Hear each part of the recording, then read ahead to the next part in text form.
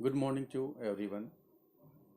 This is Santosh Kumar, Assistant Professor, Dr. Ambedkar Government PG College, Uchahar, Raebareli. The seminar topic is Perspective on Comparative Literature. Comparative literature is the study of literature beyond the confines of one particular country and the study of the relationship between literature on the one hand and the other areas of knowledge and belief, such as the arts, for example, painting, sculptures, architecture, music, philosophy, history, the social science, for example, politics, economics, sociology, the science, religion, etc. In belief, it is the comparisons one literature with one another or others, and the comparison of literature with other spheres of human expressions. Comparative literature analyzes the similarities and dissimilarities and parallels between two literatures. It further studies themes, modes, conventions, and the use of folk tales, myth into different literatures, or even more. Comparative literature is full of translation, studies sociology, critical theory, cultural studies, religion studies, and history.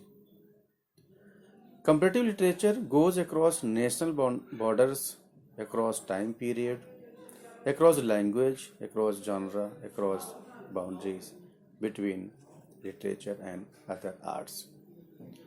The present perspective of comparative literature is the ultimate goal of all literary research is to lead to a better understanding of the literary work. In its own way, comparative literature also strives for this goal when it discusses works in terms of their international context, when it determines and indicates their place in an interliterary series, and when it studies their relationship to works of other literatures. Comparative literature intends to come closer to understanding them. In the final analysis, it comes to conclusion about works even while examining the processes and systems common to a number of literature, such as styles, movements, tendencies, and periods. Thus, the goal of comparative literature is not different from that of disciplines studying national literatures, nor is its method essentially different. The literary theory and criticism of a national literatures takes into account the interliterary and even wider ramifications such as the socio-historicals, cultural, historicals, psychological, and other aspects to the same degree as comparative literary research. The difference between them lies in their conceptual starting points. The national study of literature begins with a single literature and evaluates all the interliterary and other aspects it discovers and utilizes in terms of that single literature. It always considers its own literature and more valuable and significant than the others.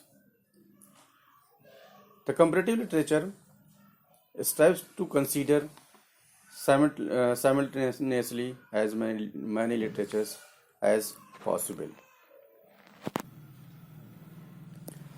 In comparative literature, research which go beyond national literature scholarship, the contact or collisions between different cultures in general, and the problems connected with the translations, in particular other topics inherent in the study of national literature occurs in somewhat different patterns and tend to occupy a place of greater importance in comparative literature research.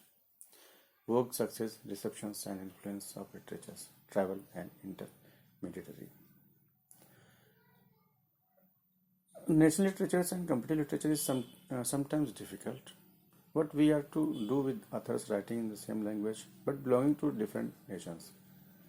We should probably not hesitate at all to assign a comparison between George Bernard Shaw and H.L. Mencken, or between C.N. O'Casey and Tennessee William to comparative literature. But when we go back to English and American literature of the colonial period, the case, as well as suggested, becomes much less clear cut. Thank you.